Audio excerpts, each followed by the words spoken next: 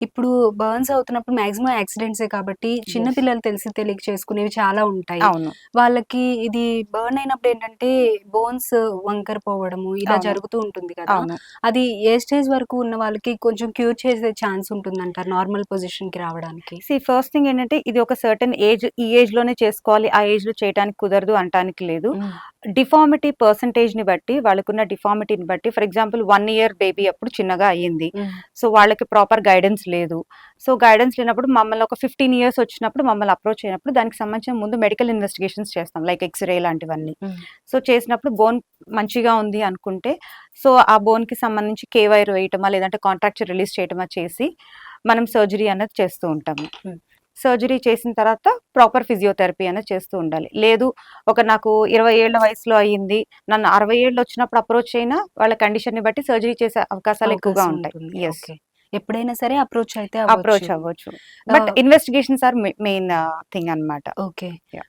అలాగే చాలా అంటే నార్మల్‌గా ఏదైనా చిన్న దెబ్బ తగిలితేనే తట్టుకోలేము. ప్లస్ ఇదేంటంటే స్కిన్ మీద బాగా ఎఫెక్ట్ చూపిస్తుంది. అవును. ఎవరికైనా సరే అపియరెన్స్ బావుండాలి అనేది ఉంటుంది. అవును. అక్కడ లో అయిపోతారు చాలామంది. అవును. ప్లస్ ఇది ఇది ఒక బాధ మళ్ళీ. ఈ పెయిన్, మంట కానీ ఇదంతా ఉంటుంది. హ్మ్. లోలో ఉంటారు. అటువంటి వాళ్ళు మీ దగ్గరకొచ్చినప్పుడు హ్మ్. కౌన్సెలింగ్ ఏ విధంగా ఉంటుంది?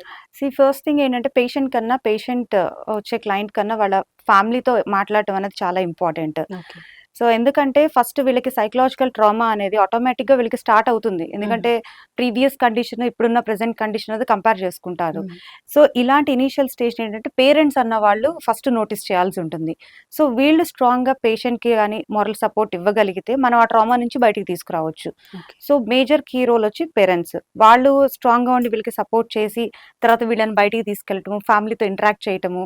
సో, వాళ్ళేదైనా చదువుకోలేదు అంటే చదువుకోవటము, లేదు అంటే వాళ్ళు స్కూల్‌కెళ్ళినప్పుడు తోటి పిల్లలు వాళ్ళని ఇబ్బంది పెడుతూ ఉంటారు. "అరే! నువ్వు ఇలా కాలిపోయి ఉన్నావు, లేదంటే నువ్వు ఇట్లా ఉన్నావు" అన్నప్పుడు పేరెంట్స్ ఎళ్లి స్కూల్ ప్రిన్సిపల్‌తో కావచ్చు, వాళ్ళ స్కూల్ స్టాఫ్‌తో మాట్లాడి అక్కడేదైనా నాన్న మీలాంటి వాళ్ళే వీళ్ళు కూడా.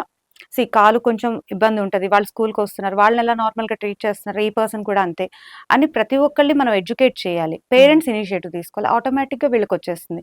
లేదు ఇంకా ట్రామాలో ఉన్నారంటే వాళ్ళ కండిషన్‌ని బట్టి మేము సైకలాజికల్ సపోర్ట్ అనేది చేస్తూ ఉంటాము. ఓకే. అసలు మిమ్మల్ని అప్రోచ్ అవ్వాలంటే ఏ విధంగా అప్రోచ్ అవ్వాలి? మాకు వెబ్‌సైట్ ఒకటుంది. ఓకే. వెబ్‌సైట్ నుంచి అప్రోచ్ అవుతూ ఉంటారు. హ్మ్. లేదు ఒకవేళ ఇండివిడ్యుయల్‌గా అప్రోచ్ అవ్వాలన్నా మా కాంటాక్ట్ డీటెయిల్స్ అన్నది ఇస్తాము. So, okay. వాళ్ళు అప్రోచ్ అయితే we are ready to help them. Okay. మేమేంటంటే మెయిన్‌లీ కాలి తగ్గిపోయిన తర్వాత వాళ్ళకి ఎక్కువగా హెల్ప్ చేస్తూ ఉంటాము. ఓకే. సో, ఫ్రెష్ బర్న్స్ అనేది మేము గైడెన్స్ అంటూ ఇస్తామనమాట. ఓకే. దానికి కూడా స్పెసిఫిక్ రీజన్ ఏంటంటే ఫ్రెష్ బర్న్స్ అనేది most expensive thing. Okay. So, అది కూడా ఎందుకంటే దానికి ఎన్ని రోజులు క్యూర్ అవుతుంది ఏంటన్నది మనం చెప్పడానికి కుదరదు. హ్మ్. అండ్ ఇంకోటేంటంటే మేజర్ బర్న్స్‌లో వాళ్ళకి డెత్ అయ్యే ఛాన్సెస్ ఎక్కువగా ఉంటాయి. హ్మ్. సో, మేము ప్రాపర్‌గా గైడెన్స్ ఇస్తాము. హ్మ్. సో, అక్కడికొచ్చినాక ఏదైనా డెత్ అయినా సరే మీ మూలాన మేమిట్లా అయిపోయింది అన్న మాట ఎక్కువగా అంటారు. హ్మ్. సో, ఆ ట్రస్ట్ అనేది మేమెంత బిల్డప్ చేసినా సమ్‌వేర్ ఎక్కడో పేరెంట్స్ కావచ్చు, ఫ్యామిలీ మెంబర్స్ కావచ్చు అది లో అవుతున్నారు. So, okay. మాకంత ప్రాపర్ సెటప్ లేదు. ఓకే. Major thing. సో, అందుకని మేము ఫ్రెష్ బర్న్స్ కాకుండా పోస్ట్ బర్న్స్‌కి ఎక్కువ ఫోకస్ చేస్తూ ఉంటాము. ఓకే. అది ఇప్పుడు ఆపరేషన్ జరిగిన తర్వాత సర్జరీ ఎంత టైం పడుతుంది మళ్ళీ కోలుకోవడానికి? పోస్ట్ బర్న్స్‌లో వచ్చేసి మనం ఇప్పుడు సర్జరీ చేస్తాము. రిజల్ట్ రావడానికి 6 మంత్స్ టైం పడుతుంది. సో, ఎందుకంటే సర్జరీ చేసిన తర్వాత మనం ఏదైతే కాంట్రాక్చర్ ఉందో అది రిలీజ్ చేసిన తర్వాత హ్మ్. ఫిజియోథెరపీ స్టార్ట్ చేయాలి. ఒక హ్మ్. 2 వీక్స్ ఆర్ 3 వీక్స్ తర్వాత.